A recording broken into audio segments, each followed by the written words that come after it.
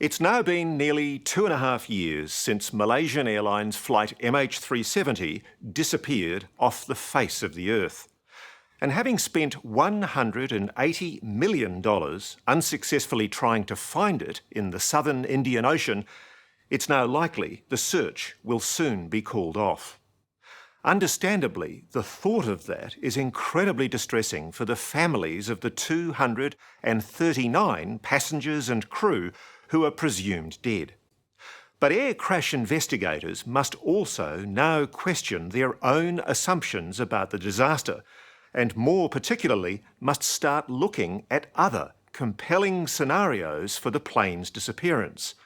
And incredibly, while most people are baffled by MH370, one expert says he knows exactly what happened. You know, I hear tell this is the greatest mystery in the history of aviation. No, it's not. You think you know the answer? I'm confident that I know the answer, yeah. Larry Vance is one of the world's top air crash investigators. He says there's no mystery at all to the loss of MH370. That for nearly a year, the evidence has been there all along to prove what really happened. And Malaysia knows it. Thank you, members of the media. Oh, absolutely. Somebody was flying the airplane at the end of its flight. Somebody was flying the airplane into the water. Tonight, extraordinary new evidence that raises doubts about the whole premise on which the Australian-led search for the passenger jet has been based. We will find it. For the first time, we have it here. Yeah. The leaked report detailing how shortly before the doomed flight, the Malaysian captain rehearsed a route deep into the Southern Ocean. And we reveal new physical evidence from wreckage the Malaysians have so far failed to retrieve. You're avoiding the issue. Are you saying it wasn't a controlled ditching of the aircraft? We'll continue to analyze the data. Is Malaysia admitting all it knows? If you look back over the last 2.5 years and the actions of the Malaysians, it just tells me that they're hiding something. Something is not right here. I've been patient. I've given them the benefit of the doubt. For me, the gloves are off now.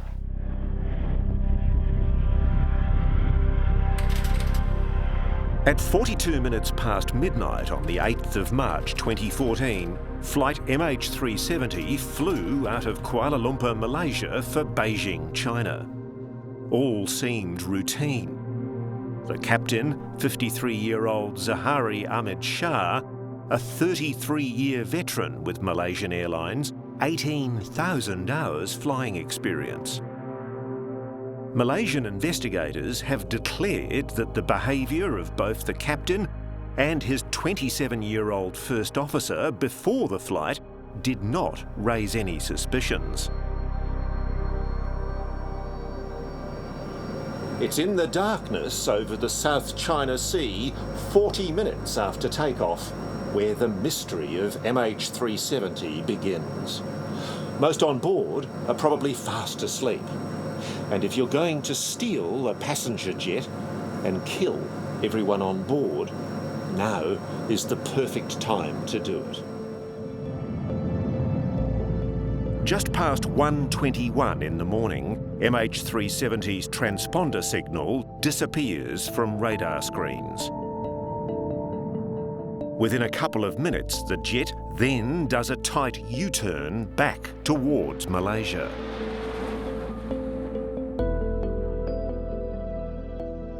You've based your whole analysis on the assumption that this was an uncontrolled flight that basically found its way to the Southern Ocean for reasons that defy explanation. Correct. Is it possible you're wrong? In terms of the modelling, it's highly unlikely. We're dealing with probabilities here. Peter Foley is the Australian Transportation Safety Board manager leading the search for MH370.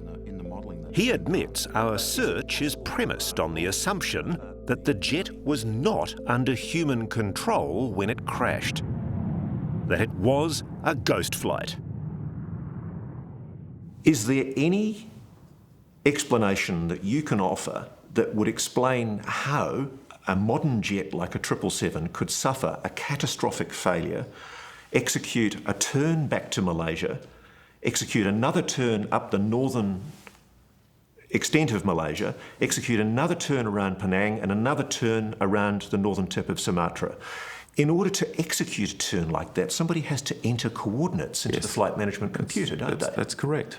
There is a possibility that there was someone in control at the end, and we're actively looking for evidence to support that. This confidential analysis of Captain Zahari's home flight simulator reveals evidence the captain tried to hide by wiping his hard drive. A month before the doomed flight, Zahari plotted an almost identical route deep into the southern Indian Ocean. A simulation that clearly contemplated the jet running out of fuel over the open sea. A route that eerily mirrors the one believed to have been flown by MH370. You don't deny the existence of that report, do you? Absolutely exists. We have it here. Yeah. We found a flight path that leads to the southern Indian Ocean. Correct. The Malaysians knew early in the search that this disturbing evidence existed, but they've chosen to deny all and to exonerate their captain in their interim factual reports. But their flight simulator report that they deny even exists is a vital piece of evidence that casts doubt on the search premise that MH370 was unpiloted. I'll tell you, as a taxpayer who's seen an enormous amount of money spent on an investigation, not least the victims, I would want to know about this report showing that the captain tracked a flight path into the southern Indian Ocean. Don't you think the public has a right to know this? I think, as we would strongly argue, it should form a part of a final report. What about the interim factual analysis? Why wasn't it put into the interim factual analysis? That's a question for the Malaysians. Ross? In a ditching, there would only be a small number of pieces, maybe the two engines. Australia's theory, based on satellite data, is that MH370 was unpiloted at the end. But one of the world's most experienced air crash investigators disagrees. He says that MH370 was brought down by a rogue pilot. There is no other alternate theory that you can follow of all the potentials that might have happened. There's no other theory that fits. But if you had the engines out, how do you get the flaps down? Larry Vance knows well what happens to an aircraft when it hits water at high speed. He led the Canadian investigation into the Swissair 111 jet crash into the Atlantic Ocean off Nova Scotia in 1998. An airplane that goes out of control at 30,000 feet will hit the water with tremendous impact. And this is what you saw in the Swissair. Oh, we saw it in Swissair. We see it in other accidents. It's exploded. In Swissair, we had 2 million pieces. This airplane would have had 2 million pieces. But an extremely high-speed descent that you'd think should have left a massive debris field like this one is what the ATSB claims its satellite data shows. The fact is we got a bit of hard data that says the aircraft was in a rapid rate of descent. We've got a rate of descent that's between 12 and 20,000 feet a minute.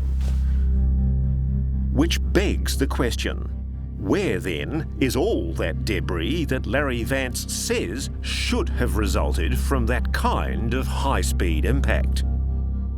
In Swissair, we had thousands of pieces of floating debris. They came up, they stayed on the surface. Days afterwards? Days, oh yes, absolutely, days, weeks. A year ago, this flaperon from MH370 was found on the shores of a French island off the coast of Madagascar. It's a small but vital section of the 777's wing. It aids and enables takeoff and landing. When the jet is flying, the flaperon sits retracted into the wing.